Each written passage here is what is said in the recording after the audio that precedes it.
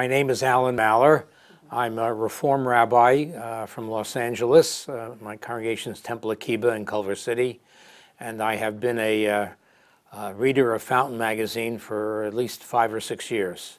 I also have written 3 articles that have appeared so far in Fountain magazine.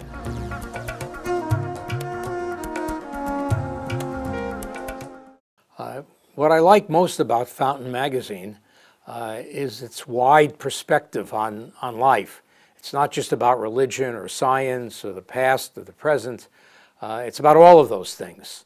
And I have that same kind of perspective. Sometimes I look at the science part first, but usually I look at what interests me, which is partly the cultural, but mostly the religious parts of the magazine.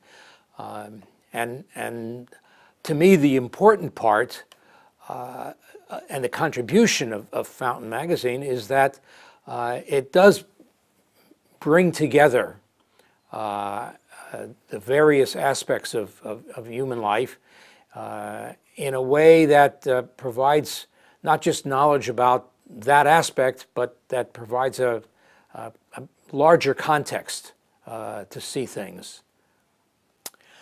I think Fountain magazine is an excellent example, perhaps you might say, of the Ottoman ideal, that there's an enrichment that takes place when people of different religions, different cultures, and I mean culture not just in the sense of different languages or civilizations, but science is a certain kind of a culture, and the humanities or religion, and a lot of times people in one field don't really understand how people are thinking in the other field, and sometimes they imagine that there's greater conflict between science and religion, for example, as a field I write about and I try and teach about, because if one believes that there is one God that created everything, then everything plays its part. It doesn't mean everything is the same, but it's like an orchestra that there's many different instruments. God is the conductor. This is one conductor, but all the musicians contribute in their own way. And Fountain is an excellent example of that. I think Fountain magazine's unique contribution is to encourage the interaction between different segments of our very complicated and sometimes divisive society. And my own contribution, I would say, is enhanced by Fountain magazine. I wish there were more magazines like that. I write about ways of understanding Judaism in terms of Islam and understanding Islam in terms of Judaism, which helps, I think, people see that the two religions are complementary to each other and not competitive or in conflict, and that one can, if one wants, find ways to bring things into conflict, like science and religion, or one can find ways to see a larger picture of harmony.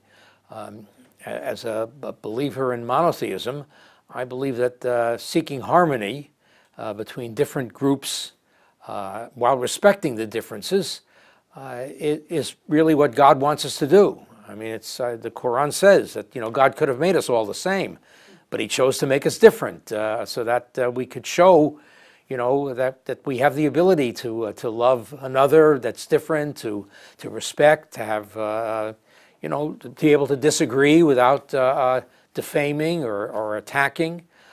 Those are very, very important qualities, especially in the 21st century, where more and more people of different cultures and religions and backgrounds come into more and more interaction with each other.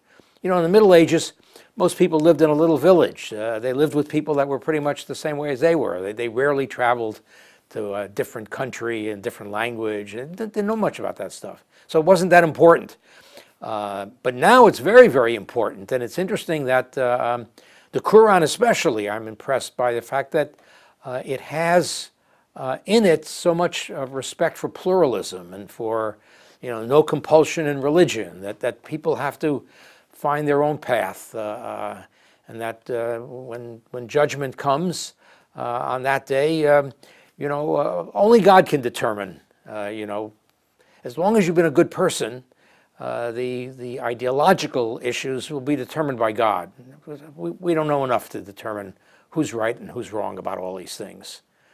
We follow our own tradition, our own scriptures, our book, our prophet, and if we're faithful to that, since obviously the core of every prophet's teaching is basically the same thing in terms of the ethics and the morals, only the rituals, the prayers are different. God will tell us what we need to know at that point.